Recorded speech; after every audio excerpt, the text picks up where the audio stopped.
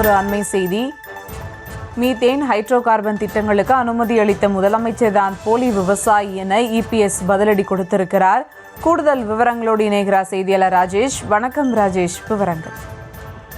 சுபா வணக்கம். அதிமுக பொதுச் செயலாளர் எடப்பாடி பழனிசாமி அறிக்கை ஒன்றை கொடுத்திருக்கின்றார். அதில் யார் போலி விவசாயி என்ற தலைப்பில் அவர் கேள்வி எழுப்பியிருக்கின்றார். மீத்தேன் ஹைட்ரோ கார்பன் திட்டங்களுக்கு அனுமதி அளித்த டெல்டா மாவட்ட விவசாயிகளை வேதனை அடைய வைத்த திமுக அரசு என்றும் அவர் குறிப்பிட்டிருக்கின்றார். விவசாயிகளுக்கு எதிராக குண்டர் சட்டத்தை பாய்ச்சியது திமுக என்றும் அவர் குறிப்பிட்டிருக்கின்றார். இது தொடர்பாக அவர் வெளியிட்டிருக்கக்கூடிய அந்த அறிக்கையிலே தொடர்ந்து மீத்தேன் ஹைட்ரோ கார்பன் ஆய்வு திட்டங்களுக்கு கையெழுத்திட்டு அனுமதி வழங்கி டெல்டா மாவட்டத்தை பாலைவனமாக்குவதற்கு திமுக மேற்கொண்ட முயற்சியினை தடுத்து நிறுத்தி டெல்டா மாவட்டத்தை பாதுகாக்கப்பட்ட வேளாண் மண்டலமாக அறிவித்து டெல்டா விவசாயிகளை பாதுகாத்தது அதிமுக அரசு என்று அவர் குறிப்பிட்டிருக்கிறார். மேலும் காவிரி மேலாண்மை ஆணையம் நீர் முறைப்படுத்தும் குழு அமைக்கப்பட்டு காவிரியில் தமிழகத்தின் உரிமை பாதுகாக்கப்பட்டது எனவும் அவர் குறிப்பிட்டிருக்கிறார்.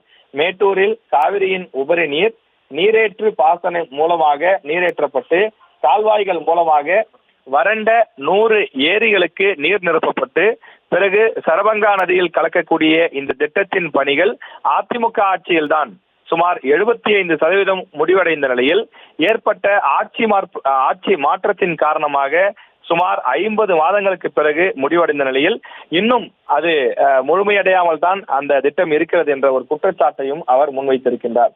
இப்படி பல்வேறு திட்டங்கள் அதிமுக ஆட்சி காலத்தில் செய்து முடிக்கப்பட்டது எனவும் அதிமுக ஆட்சி காலத்தில் செய்து ஆட்சி நிறைவடைந்த காரணத்தால் செய்ய முடியாத சில விஷயங்களையும் திமுக அரசு இன்னும் செய்து முடிக்கவில்லை என்ற குற்றச்சாட்டையும் எடப்பாடி பழனிசாமி முன்வைத்திருக்கின்றார்.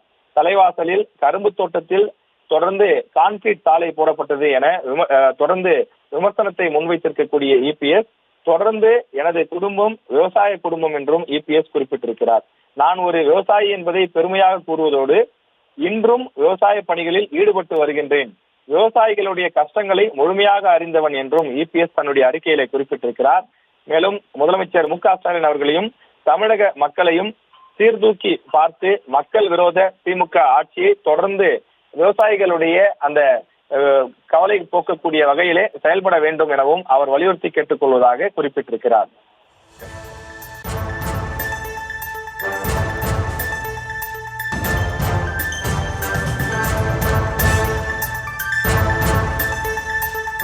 கூடுதல் விவரங்களுக்கு நன்றி ராஜேஷ்.